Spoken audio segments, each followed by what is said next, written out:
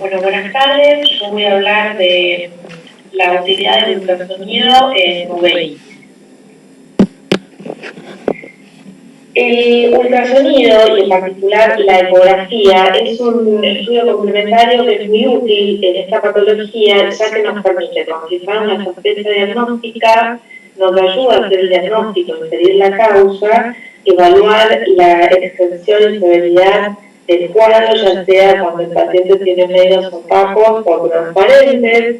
Por supuesto que siempre hay que correlacionar este estudio con la clínica, y también nos es muy útil para evaluar la respuesta al tratamiento. ¿Qué podemos encontrar en la ecografía ante un paciente que tiene uveitis?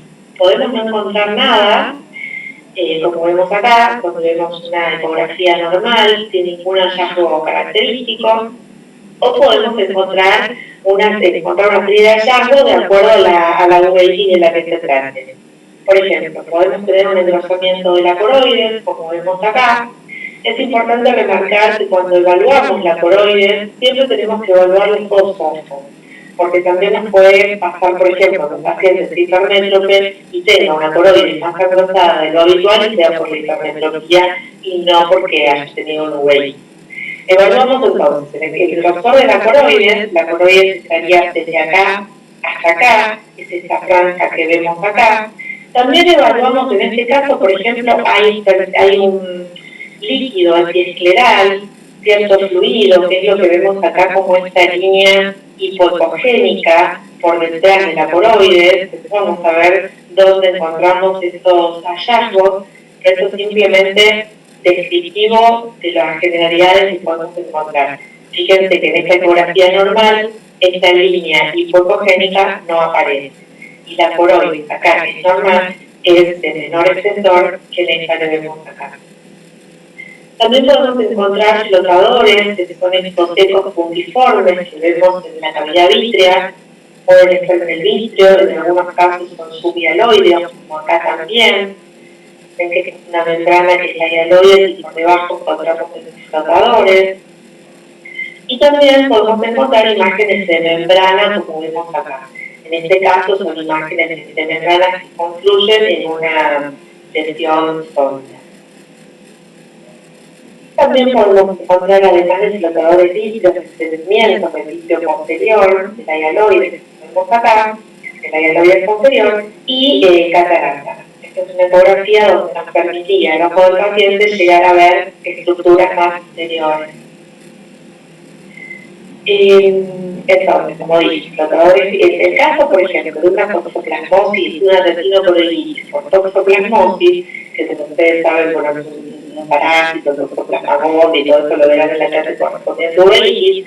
A nivel etnográfico, lo más característico es encontrar abundantes flotadores vítreos, vitreitis, con desprendimiento muchas veces de la hialoides, que muchas veces está engrosada y a veces puede adherirse al foco de retinocoroiditis. Podemos encontrar también un engrosamiento retinocoroideo y en los casos de cronicidad puede haber calcificación. Acá vemos un ejemplo donde vemos bastantes flotadores vítreos, es una vitreitis bastante importante. Vemos la hialoide que está engrosada y está adherida. Acá no vemos bien la zona de adherencia, pero acá sí vemos, fíjense, que está sobrelevado, esto corresponde a un foco, y la hialoide se adhiere en esta zona. En la toxoplasmosis es muy común encontrar flotadores subhialoides también. Y acá tenemos otro hallazgo, como les decía, acá la hialoide posterior está desprendida, suele estar muy engrosada, y acá tenemos también estos ecos puntiformes que corresponden a la vitreitis. Fíjense que además este paciente tenía un engrosamiento de la coroides. El BK del bosforgenal y arada, bueno, es una uveitis granulomatosa, bilateral, que se da en pacientes jóvenes, sexo femenino habitualmente, que suelen tener historias de cefalea, mitus, fobia. Es como dije, una uveitis bilateral, suele ser asimétrica, pero es bilateral y es siempre imperativo hacer la ecografía. Ahí vemos una foto donde vemos los certificados retroqueráticos. Y a nivel ecográfico podemos encontrar el desplazamiento coroideo, que es bilateral. Esta uveitis, a diferencia del anterior, no da una vitreitis marcada. Son escasos los flotadores vitreos que podemos encontrar. Pero sí es característico el desprendimiento de retina seroso bilateral. Como vemos acá. Y además puede tener papilitis, que es esto que vemos acá, esta protrusión a nivel de la papila. En los casos que controlamos crónicos, vemos lo más característico del engrosamiento de la coroides. Muchas veces se reactiva y lo que encontramos es el desprendimiento de retina seroso bilateral. En cuanto a las vascularitis, son uveitis intermedias que se dan en jóvenes, habitualmente de sexo masculino. Es una uveitis que en la mayoría de los casos es bilateral. Y a nivel ecográfico vamos a encontrar flotadores que se ven predominantemente en el vítreo anterior. Si ustedes ven acá, esto es una ecografía del segmento posterior donde vemos el cristalino. Llegamos a ver acá esta condensación de flotadores. Pero la realidad es que hoy en día lo más, la herramienta que más nos ayuda al diagnóstico es la ultrabiomicroscopía en estos casos. Y ahora vamos a ver unas imágenes. Entonces, en la literatura siempre se han descrito los bancos de nieve como un cuadro característico, que ahora los vamos a ver, y las bolas de nieve, ¿no? A nivel del bicho anterior. En la ecografía vamos a encontrar los flotadores como vemos acá, retrolentales y un DPB engrosado como vemos en esta. Tenemos que evaluar bien la periferia porque ahí es donde se dan los bancos de nieve y es esto que vemos acá.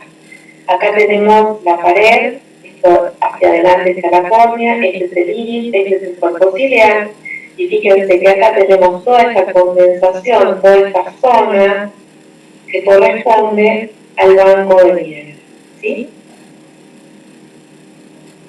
Y se ven ecofundiformes y de membranas adyacentes al banco, como vemos acá. Es muy útil hacer la UVM. Hoy que es un estudio que se hace de día casi rutina, y fíjense acá vemos esta foto espectacular, donde vemos no solo, este era otro paciente, el banco de nieve que vemos acá, sino las bolas de nieve en el vidrio flotando en la cabeza. Y también podemos encontrar, como vemos acá, la presencia de simetrías posteriores. Fíjense cómo el iris está pegado a la cara anterior del cristalino, porque como nuestra zona estaba lleno de simetrías posteriores. En cuanto a la toxocariasis, es una parasitosis también, es más frecuente en niños, están en contacto con cachorros, areneros, suele presentar uveitis posterior y da una vitreitis bastante densa. Muchas veces encontramos además un granuloma que puede ser periférico, puede ser del polo posterior, y muchas veces también vamos a encontrar, como vimos en la imagen anterior, muchas membranas que confluyen en el granuloma, que pueden dar abstracción y generar desprendimientos de retina traccionales. En estos casos el diagnóstico se hace con una ELISA para toxocaracanis, que es el más frecuente. También tenemos un toxocaracalis, que es otro parásito que puede generar este cuadro. Como se pueden producir calcificaciones, es imperativo hacer el diagnóstico diferencial por retinoblastoma en estos pacientes. Y acá vemos la imagen donde les muestro la cantidad de membranas, la gran cantidad de membranas que confluyen en un granuloma, además de abundantes flotadores en la cavidad.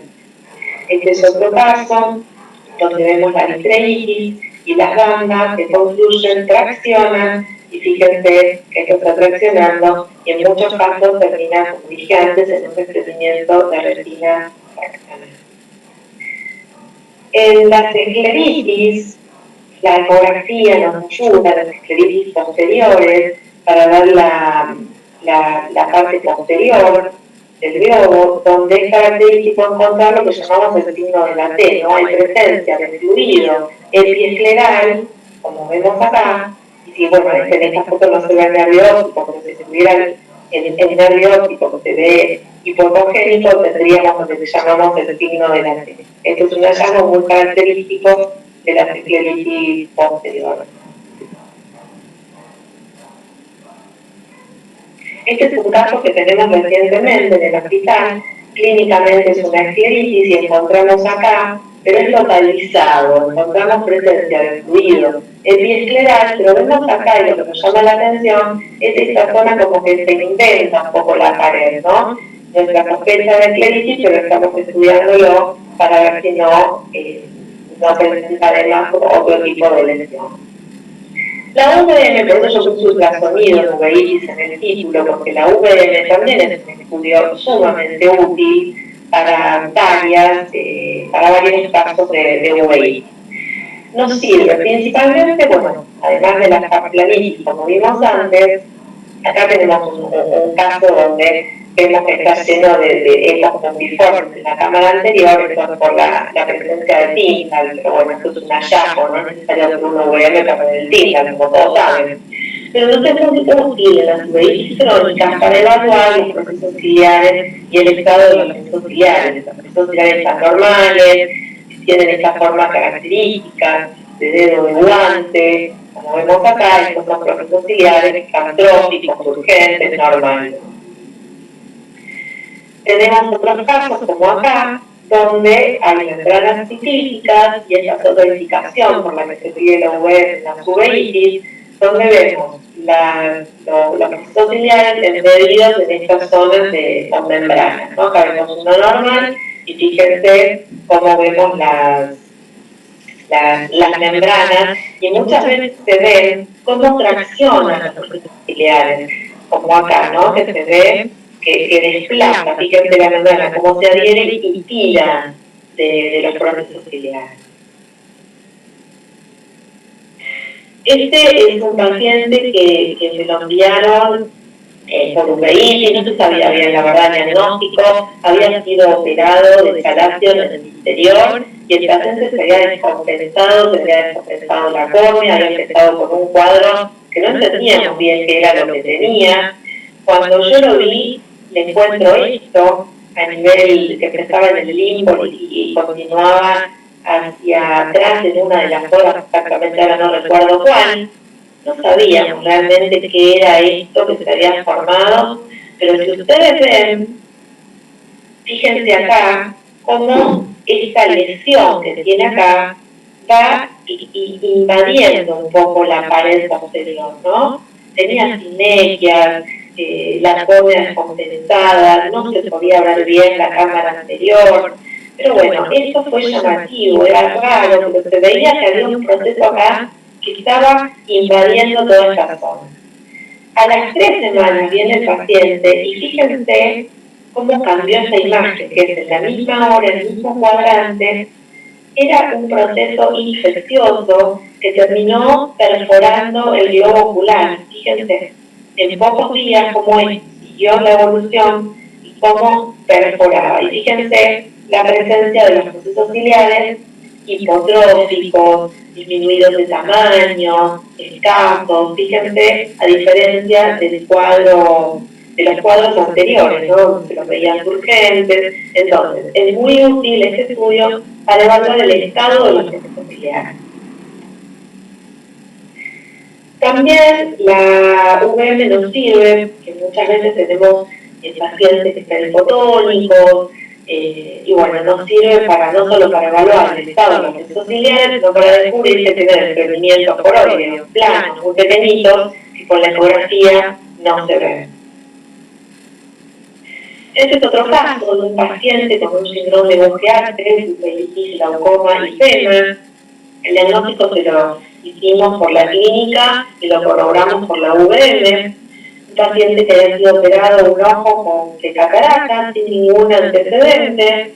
El paciente después de la cirugía de ojo estuvo perfecto, fíjense el lente ocular en correcta posición, se opera el segundo ojo, sin complicaciones, comienza a tener distintas, necesitados retroqueráticos, mucho pigmento, y el pigmento iba aumentando y creciendo en la cámara anterior a medida que corrían los días, al punto de que todo el endotelio de la córnea estaba oscuro. La córnea se empezó a descompensar, le dieron una VM, yo le hago una VM y le muestro esto. Fíjense el contacto entre el iris y el lente intraocular permanente, no solo a nivel pupilar, sino a nivel de la cara posterior del iris, que está rozando todo el tiempo, y eso es digamos, en un corte transversal. Imagínense que todos los cortes, cada vez que el paciente movía el ojo, esto traccionaba, friccionaba el lente con el iris y producía toda una dispersión de pigmento enorme.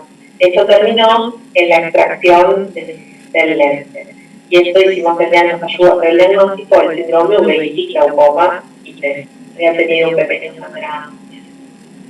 Entonces, el ultrasonido es un estudio de mucha utilidad, tanto en el diagnóstico como en el seguimiento de pacientes con uveitis. Bueno, muchas gracias, espero que les haya sido útil y buenas tardes a todos.